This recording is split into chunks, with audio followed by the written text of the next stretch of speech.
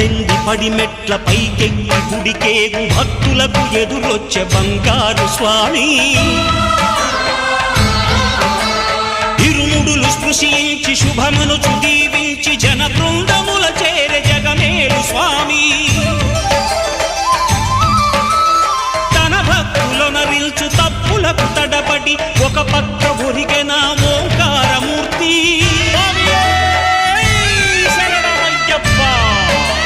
స్వాములందరూ తనకు సాయము కాగా ధీమంతుడై లేచే ఆ కన్య స్వామి పట్టబంధము వీడి భక్తతతికై